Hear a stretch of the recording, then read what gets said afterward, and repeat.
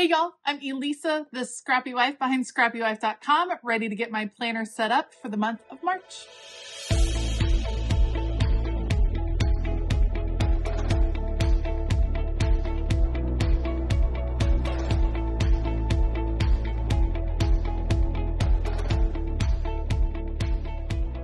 This is my catch-all planner, and it is what you would call kind of a Franken planner. It is a lot of different sections put together all in one, and I update it for each month of the year. And I've been trying a new system in 2024 that I have been loving. It has been working so well for me, and I thought I would bring you guys along as I kind of get my planner prepped for the new month. I can't believe we're in March. I'm so excited. Let's kind of move forward. I will link everything that I use down in the description box below. If you're wanting to try out any of these new planner inserts, this new system, I think you would really enjoy it. It is fun. It is easy to be able to change things up. So let's go.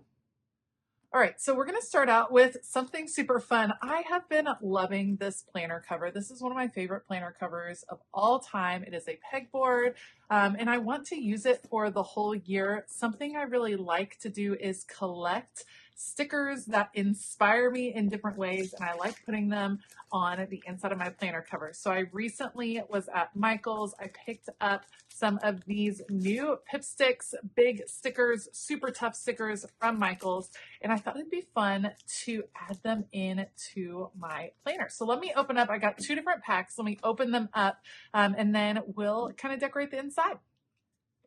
All right, so these are from Pipsticks. I picked them up at Michael's, and I'm gonna just find ways. I love rainbows, so that is definitely going to be in here. Love, love, love the rainbows, and I just love having these and seeing them when I open up my planner. So everyone is welcome here. That's a good one. I love the positive energy. I wonder, I kind of thinking that I'll probably cancel sweatpants for president. I'm here for that one too. It's kind of like all about seeing where you might be able to fit them in. I think maybe the antisocial social club. Let's put this one in here. This is one of my favorites. Even though it's another rainbow, I still think it works out well. There. This one we're going to put on the back. That one we'll put on the back. I kind of was digging. I might fit this one right in here. It's kind of like it at the tilt. Positive energy. There we go. Okay, let's put some on the back cover as well. This one, what is some old thing stuck there? Okay. Be nice.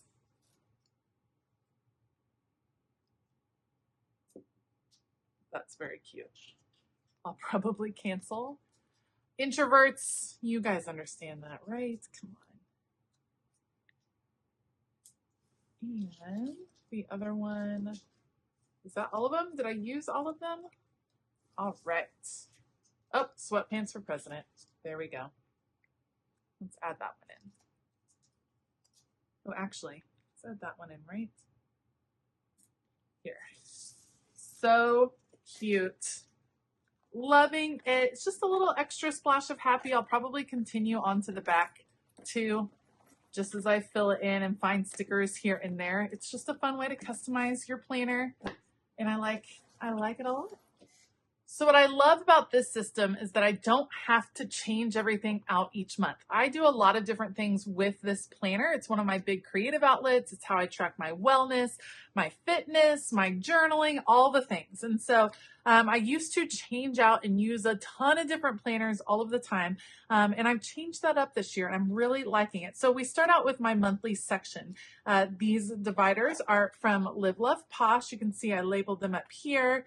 And then I created just little like starter pages that go behind each divider, since these are clear. So here I have my opening section, my monthly goals, things like that. And then this is where I would say I have my pre-planning. I have a page for every month of the year, have our schedule as it starts to fill in. And I'm excited to have that, and that stays the same. So that way I change out things each month, but I have in my planner a way to keep track of like way future plans. And that has come in really handy, especially with kids and vacations and all that stuff. It's great to have it on there. So that section stays the same because there's no need to add or change anything for that one. Then we have the weekly section. This is one that does change month to month. So I have some different notes and things right here, and I open up to my monthly calendar. This is the month of February, and we go through the different weeks and all that business. I only have 1 month at a time in this particular planner, so I'm wanting to change it up, so I'm wanting to add a new month. I have all my extra inserts.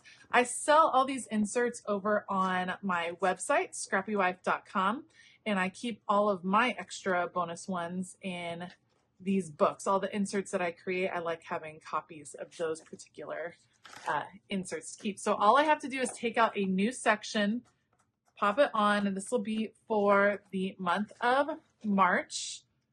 So it has the dot grid currently page. This page that's at the back will end up being a highlights page for the month of February.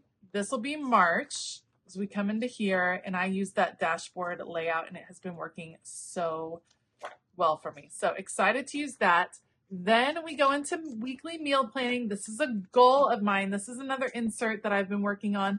And I like the idea of this. I just have to get more into the habit of planning our meals in advance. And if I'm being honest, my husband has been taking that over recently, which I'm not going to argue with. But then I have my meal planning right in here so I can make plans, and then the grocery list on the back. So I just need to take a moment and set up my monthly calendar for the month of March. Let's go ahead and get this dated, and then we'll decorate it perhaps at the end.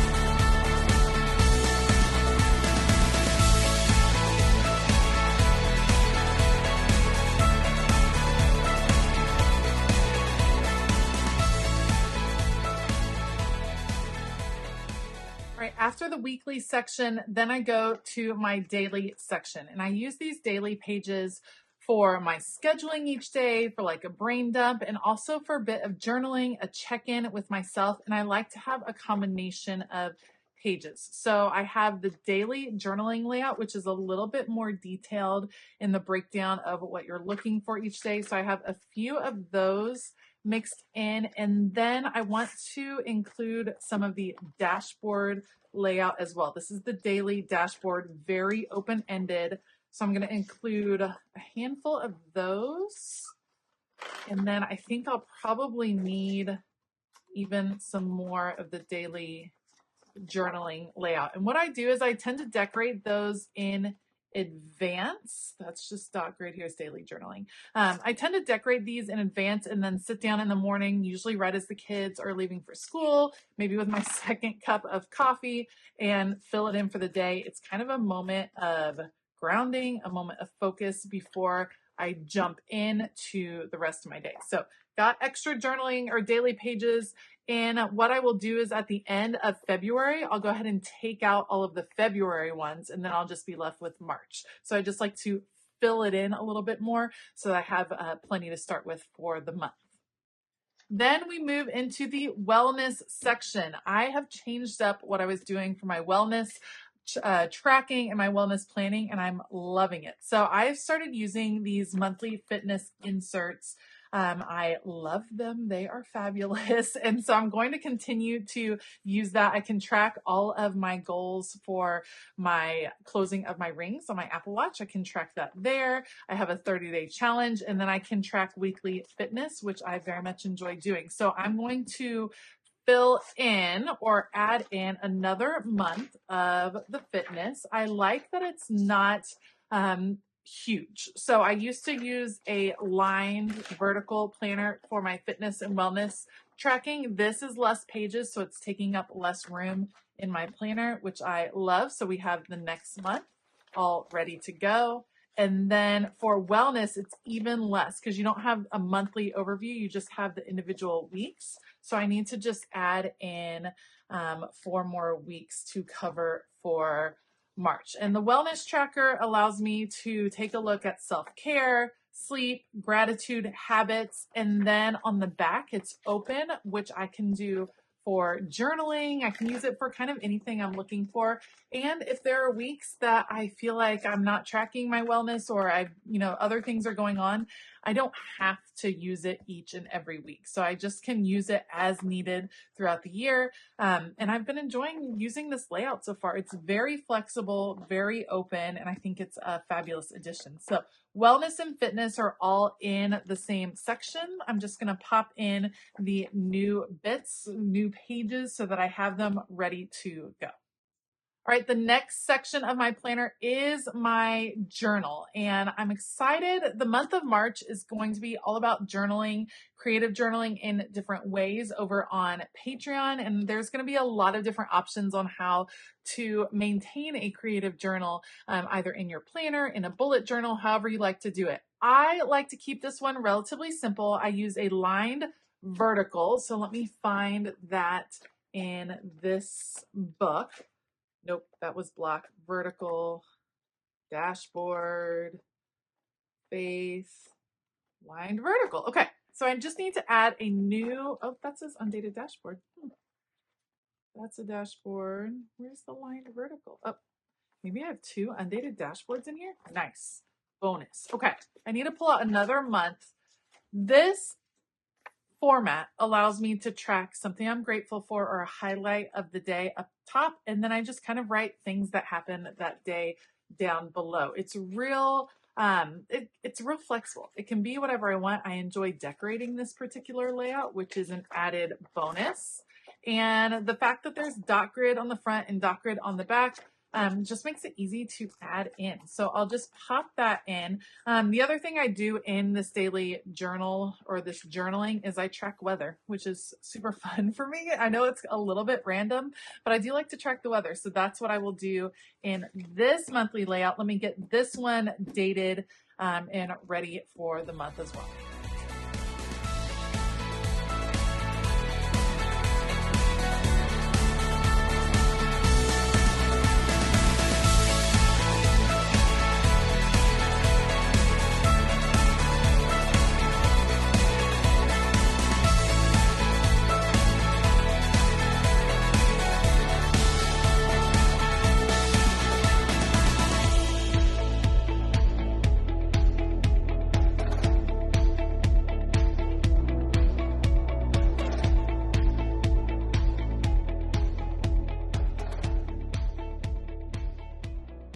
Now that it is all set up for March, it's going to be ready to go. I'm going to decorate my March monthly insert. I'll bring you guys along.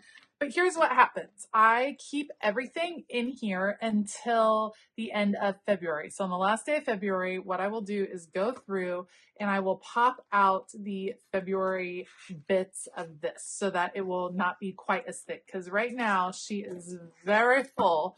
Not too full, but getting full. I only like to have a month in here at a time, but there's always that overlap of when, the month changes in the middle of the week. So we're going to keep all of the February pieces in here. Then I will take them out once February is over, and then that will thin this out and it'll make room at the end of March to add in April. And that's how it's going to go. So I'm going to let's get this set up and decorated right here for the month of March. I'm going to use Live Love Posh Retro Holidays because I definitely wanted to use these. How cute are those? I love the St. Patrick's Day ones. They are adorable, and I'm wanting to use them on my planner for March. So we'll keep it simple, but I'll bring you guys along. Let's get this set up.